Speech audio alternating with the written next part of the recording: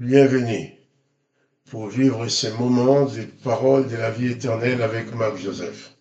Nous sommes aujourd'hui le 17 juin 2024. 17 juin 2024, c'est un jour nouveau. Un jour nouveau que Dieu nous donne à vivre. Mais je dis surtout, c'est un jour de grâce avec la présence de Jésus-Christ dans nos vies. Et c'est pour ça que j'ai le bonheur aujourd'hui de revenir te rappeler que chaque jour, avec la présence de Jésus-Christ dans ta vie, est un jour de grâce, de bonheur et de victoire. Il peut y avoir des difficultés, il y en aura. Il peut y avoir des problèmes, mais Jésus-Christ est et sera toujours la solution pour nous. Car il t'aime, il a un plan de bonheur pour ta vie. Il ne veut pas que tu sois malheureuse, que tu sois malheureux, mais il veut que tu puisses vivre pleinement ta vie, comme il a dit, que les voleurs viennent pour dérober, égorger, détruire les brebis, mais lui, Jésus, il est venu pour que toi et moi, ces brebis, nous puissions avoir la vie, il dit, que nous ayons la vie en abondance. Cette vie en abondance ne veut pas dire une vie sans problème, mais une vie avec la présence de Jésus-Christ qui nous apporte l'abondance de paix, une abondance de joie, une abondance d'espérance, en sorte que nous ne soyons pas découragés à tout moment, car des moments difficiles dans cette vie, il y en a, et malheureusement, il y en aura.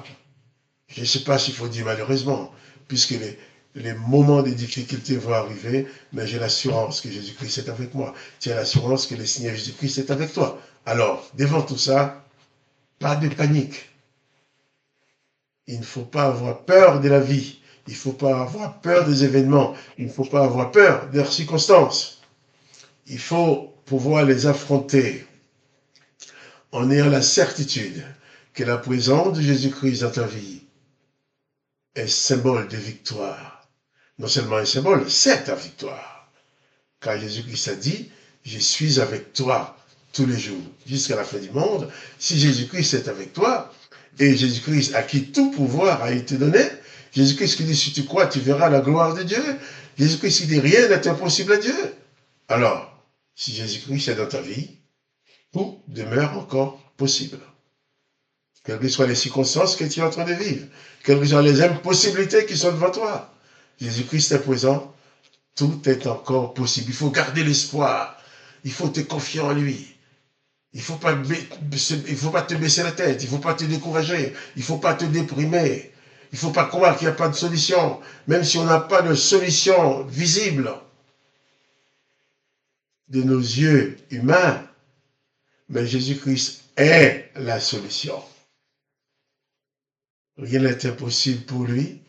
Et s'il est venu dans ce monde pour t'annoncer les paroles de la vie éternelle, mais il n'y a rien qu'il ne pourra pas faire pour toi. Il fera tout pour que tu sois bien dans ton esprit, dans ton âme, dans ton corps. Prions maintenant, comme Jésus-Christ nous a enseigné, que nous pouvons adresser nos prières à Dieu le Père, en son nom. Je vais prier avec toi, toi tu connais tes besoins. Prie selon tes besoins. Moi, j'ai pris pour toi dans un cadre général. Mais toi, entre en communion avec moi dans cette prière pour dire tes problèmes particuliers, tes besoins personnels que tu connais toi-même, pour les dire au Seigneur. Et Jésus-Christ a promis que ces besoins que tu vas présenter au Père en son nom, il va pouvoir les combler. Père, je bénis ton nom pour ce grand privilège que tu m'accordes de pouvoir prier chaque jour avec mes bien-aimés, avec ces frères et ces sœurs que je ne vois pas, qui ne sont pas à côté de moi, mais via cet écran, je peux prier avec eux, et eux aussi prient avec moi. Nous pouvons vivre par les liens de ton esprit, cette dimension de communion fraternelle dans la prière. Je bénis ton nom pour cela. Aussi, je te demande de bénir ce frère, de bénir cette sœur qui regarde et qui écoute cette vidéo avec moi et qui prie en même temps que moi. Dans le nom de Jésus-Christ, je prononce ta bénédiction sur sa vie. Je prononce ta grâce sur sa vie. Je prononce la guérison sur son corps. Je prononce ta consolation pour son âme. Dans le nom de Jésus-Christ. Que ta vie soit transformée, que ton corps soit guéri, que ton âme soit consolée, que ton être entier soit renouvelé, que tu sois renouvelé dans ton esprit, ton âme et ton corps, dans le nom de Jésus-Christ. Papa, je te dis merci parce que tu fais du bien à mon frère, à ma sœur. Tu réponds à cette prière en leur faveur. Je t'en remercie encore. Dans le nom du Seigneur Jésus-Christ. Amen. Amen. Ça fait du bien de prier, de s'adresser au Père. Même Jésus-Christ, quand il était homme sur la terre, il se mettait à l'écart pour prier, pour s'adresser à Dieu le Père, pour vivre cette communion avec Dieu au point de recevoir de lui sa présence, sa puissance, son autorité. Il ne faut pas négliger ton temps de prière. Prends le temps de prier. Prends le temps d'adresser tes prières à Dieu le Père dans le nom du Seigneur Jésus-Christ. C'est important, c'est vital pour toi. Il n'y a aucune raison pour que tu ne pries pas. Même si les choses vont mal, même si on a l'impression que rien ne va bien, eh bien c'est là qu'on a besoin de prier. Il ne faut pas se dire, je me décourage, maintenant je baisse les bras. Tu ne baisses pas les bras, parce que Jésus-Christ est là, il t'attend, il veut t'aider, il veut transformer ta vie. Jésus-Christ n'est pas là pour te condamner, c'est le Dieu de la grâce. Jésus-Christ est venu nous annoncer la grâce de Dieu, le pardon, le Père qui t'offre le pardon. Le Père ne te demande pas d'offrir un sacrifice pour être pardonné. Jésus a été sacrifié. Mais toi, le Père t'offre gratuitement le pardon. C'est le produit de la grâce. Donc si tu appartiens à Dieu aujourd'hui, eh bien tu es un enfant de la grâce. Un enfant de la grâce. En tant qu'enfant de la grâce, relève la tête, regarde toujours vers Jésus-Christ. Lui, le promoteur de la grâce. Et cette grâce va t'accompagner au point de donner un sens réel à ta vie. Sois donc béni mon frère, sois béni ma sœur. Nous allons lire ensemble l'évangile. Nous allons continuer la lecture dans Jean chapitre 11. Nous avons commencé à lire l'histoire de Lazare. Nous avons lu au verset 6, Jean 11, verset 6. Lors donc que Jésus eut appris que Lazare était malade, il resta 2 jours encore dans les lieux où il était.